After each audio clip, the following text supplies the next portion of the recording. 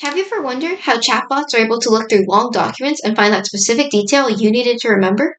This is called Retrieval Augmented Generation, or RAG for short.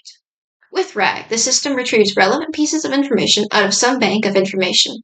The AI then receives a prompt with both your original question and the information found by the system. In other words, RAG augments the original prompt with the information that it retrieves.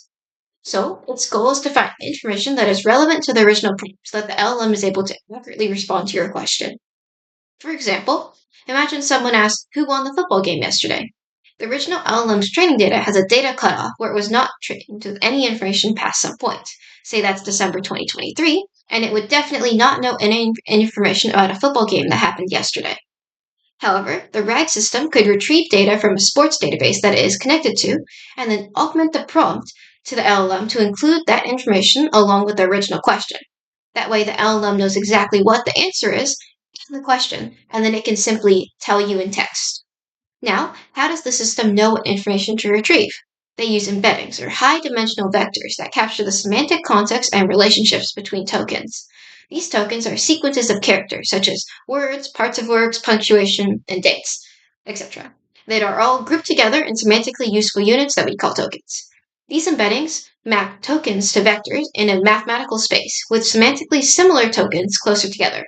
So, airplane and pizza would be far apart from each other, because they have nothing to do with each other, but cat and kitty might be close, because they're synonyms. These groupings, based on semantic similarity, allow AI systems, including RAG, to understand the relationships between texts. The RAG system then converts your query into embeddings, then searches through the vector database of embeddings of all the documents that it knows, and retrieves the text with the most similar embeddings, and thus the most semantically similar information. Now, you might be wondering, why do we need RAG at all? Aren't LLMs already trained with a lot of data? So why do they need to look things up? Models like ChatGPT are trained on enormous datasets, but they have some limitations.